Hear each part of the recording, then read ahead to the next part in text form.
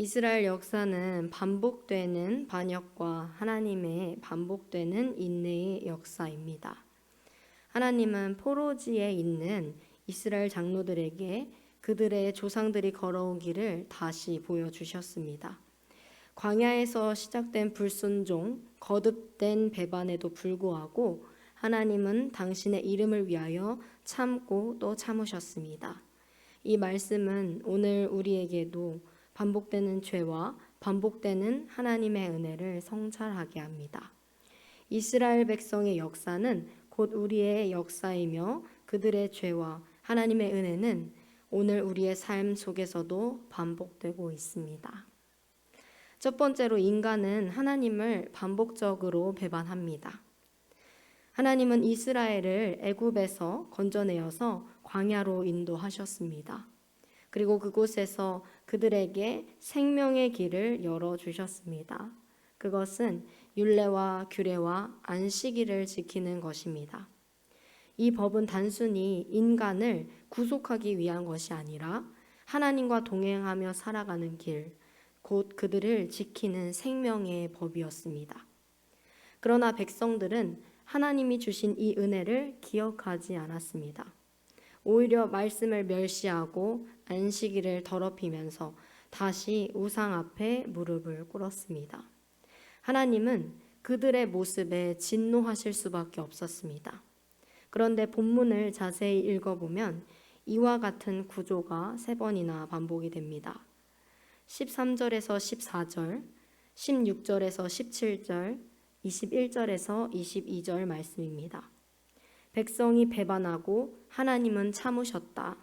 이 패턴이 계속 이어집니다. 이것은 인간의 죄성이 얼마나 깊고 또 지독한지를 보여줍니다. 인간은 말씀을 들어도 경고를 받아도 끊임없이 거부하고 불순종합니다. 오늘 우리 역시 다르지 않습니다.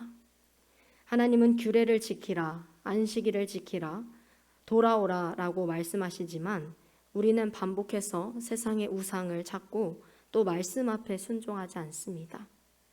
그러나 더욱 놀라운 것은 하나님은 이러한 우리를 결코 포기하지 않으신다라는 것입니다. 진노 가운데서도 여전히 손을 거두시고 돌아오라 라고 말씀하십니다. 세상 그 무엇도 이와 같은 사랑은 없습니다. 친구도 가족도 물질도 우리를 놓을 때가 있습니다. 그러나 나를 끝까지 포기하지 않고 사랑해 주시는 분은 오직 하나님밖에 없습니다. 그러므로 우리는 이 은혜를 기억해서라도 다시 주님께로 돌아가야 합니다. 두 번째로 하나님은 반복적으로 기다려 주시기도 하지만 징계도 하십니다. 하나님은 이렇게나 반복되는 죄를 보시면서도 또 다시 참으시는 이유는 당신의 이름을 더럽히지 않으시려는 것입니다. 만약 하나님이 선택하신 백성이 완전히 멸망한다면 열방은 하나님을 비웃을 것입니다. 그래서 하나님은 당신의 이름을 위하여서 다시금 참아주시는 것입니다. 그러나 무한한 인내가 전부가 아님을 기억해야 합니다. 하나님은 백성들을 깨닫게 하시기 위해서 또 다른 징계를 허락하십니다. 23절에서 24절을 보시면 하나님이 그들을 이방 민족 가운데 흩으시겠다고 하셨고 25절에서 26절에서는 그들이 우상 숭배에 빠지도록 내버려 두신다고 하셨습니다. 이것은 하나님이 악을 조장하신다라는 뜻이 아니라 백성이 끝내 회개하지 않을 때 그 죄의 결과로 스스로 감당하게 내버려 두신다라는 것입니다. 사도 바울이 로마서 1장에서 말한 것처럼 하나님은 죄인을 때로는 방임하심으로써 심판하시는 것입니다. 하나님은 참으시기도 하시지만 내버려 두시기도 하십니다. 그렇기 때문에 우리는 하나님의 은혜가 무한정 이어지지 않는다라는 사실을 기억해야 합니다. 은혜의 때가 지나기 전에 방임의 심판이 임하기 전에 하루빨리 우리는 회개하고 주님께 돌이켜야 합니다. 사랑하는 성도 여러분, 지금이야말로 하나님의 인내가 머무는 시간입니다. 이 기회를 붙잡으시기를 주님의 이름으로 소망합니다. 말씀을 마치겠습니다.